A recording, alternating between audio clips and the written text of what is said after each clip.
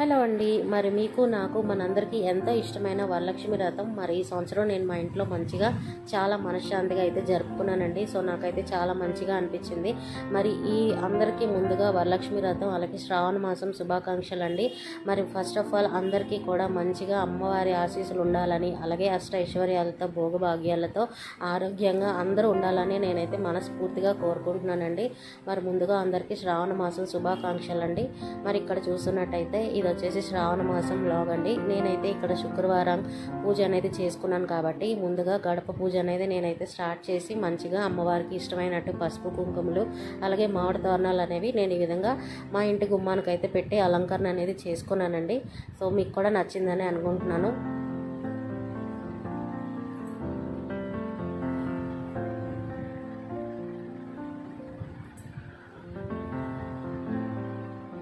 మరి వరలక్ష్మి వ్రతం అంటే మన ఆడవాళ్ళకి అందరికీ చాలా ఇష్టమైన ఒక పూజ కదండి. నాకైతే చాలా చాలా ఇష్టం. వరలక్ష్మి వ్రతం అంటే చాలా ఇష్టం. పర్సనల్గా నాకైతే చాలా మంచిగా చేసుకోవాలనిపిస్తుంది. చాలా మనశ్శాంతిగా కూడా ఉంటుంది. మన ఇంట్లో ఏదైనా సమస్యలు ఉన్నా ఇంట్లో ఏదైనా చికాకులు ఉన్నా కూడా మంచిగా పోతాయని నాకైతే ఒక మంచి నమ్మకం అండి. మరి నేనైతే చాలా మంచిగా అయితే డెకరేషన్ చేసి అమ్మవారిని అయితే అలంకరణ అనేది చేసుకున్నాను. మరి ఇక్కడ చూస్తున్నట్టయితే మామిడి తోరణాలతో ముందుగా నేను ఇక్కడ పూజ గది కోసం అని చెప్పేసి మామిడి తోరణాలతో మంచిగా డెకరేషన్ కూడా చేసి అయితే ముందుగానే పెట్టుకున్నానండి. మనం పూజ ముందే ఈ విధంగా అన్నీ రెడీ చేసి పెట్టుకుంటే మనకి ముందు రోజుకి చేసుకోవడం చాలా సింపుల్ అయిపోతుంది కదా. మరి నేను కూడా ఈ విధంగానే మంచిగా అలంకరణ అనేది చేసేసి అయితే పెట్టుకున్నానండి. మరి మీ ఇంట్లో వరలక్ష్మి వ్రతం ఎలా తయారు చేసి ఎలా అమ్మవారిని అలంకరణ చేశారనేది నాకు కామెంట్స్లో షేర్ చేయండి. మరి ఇక్కడ చూస్తున్నట్టయితే నేను ముందు రోజు రాత్రే మంచిగా మరొకసారి స్నానం అనేది చేసుకొని అమ్మవారిని ఈ విధంగా అలంకరణ అనేది చేసుకున్నానండి. సో దట్ మనకి నెక్స్ట్ డేకి చాలా పని అనేది తగ్గుతుంది కదా. మనకు కూడా చాలా ఫాస్ట్గా పనులు అనేవి అయిపోతాయి ఈ విధంగా చేసి పెట్టుకుంటే. మరి మా అమ్మవారు అయితే నేను ఈ విధంగా రెడీ చేసి అయితే పెట్టుకున్నానండి. మరి నచ్చిందనే అనుకుంటున్నాను మీకు కూడా.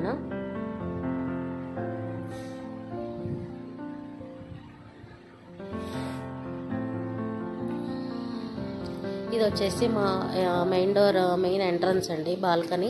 సో నేనైతే ఈ విధంగా మొక్కలు అనేవి పెంచుకుంటున్నాను. ఇంకా ఫ్రైడే వచ్చేసి వ్లాగ్ అనమాట. ఇది ముందుగా తలస్నానం అనేది చేసేసి పాలు అనేవి కొంచెం మరిగించి పాలు పొంగించుకుంటున్నాను. అలాగే ఒక 5 రకాల ప్రసాదాలు అయితే ప్లాన్ చేసుకున్నానండి. పరవన్నం, సేమియా, అలాగే అమ్మవారికి ఎంతో ఇష్టమైన దద్దోజనం, పులిహార, శనగలు, ఈ 5 రకాల ప్రసాదాలు అయితే నేను ముందుగా వంట అనేది ఫినిష్ చేసేసి అయితే పెట్టుకున్నానండి. ఆ తర్వాత పూజ దగ్గర అమ్మవారికి సంబంధించిన పూజ అలంకరణ అన్నీ కూడా నేనైతే ప్లాన్ చేసి మంచిగా రెడీ అయితే చేసుకున్నానండి. నేను పూజ చేసేటప్పుడు అయితే నేను వీడియో అనేది షూట్ చేయలేదు.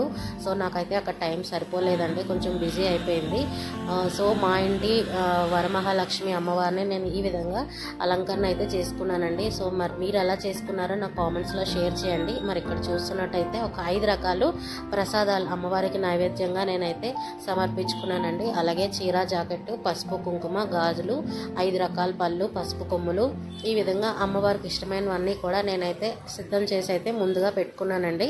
మరి నచ్చితే తప్పకుండా నాకు లైక్, షేర్ అండ్ కామెంట్ చేయండి. మరి మీరు ఎలా సెలబ్రేట్ చేసుకున్నారో కూడా నాకు కామెంట్స్లో తప్పకుండా తెలియజేయండి.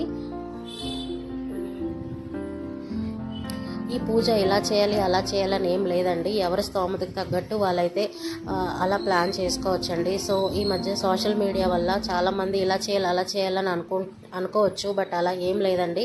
మనం మంచిగా మనస్ఫూర్తిగా పెట్టాలి కానీ అమ్మవారికి ఎలా పెట్టినా పర్వాలేదండి. మన స్తోమత బట్టి మనం అయితే ప్లాన్ చేసుకోవచ్చు. నేనైతే ఈ విధంగానే నా దగ్గర ఉన్న వాటితో నా స్తోమత తగ్గట్టు నేనైతే ఈ విధంగా అమ్మవారికి అయితే నైవేద్యాలైనా ఏవైనా కానీ ఈ విధంగా అమ్మవారిని అయితే నేనైతే పెట్టుకున్నానండి.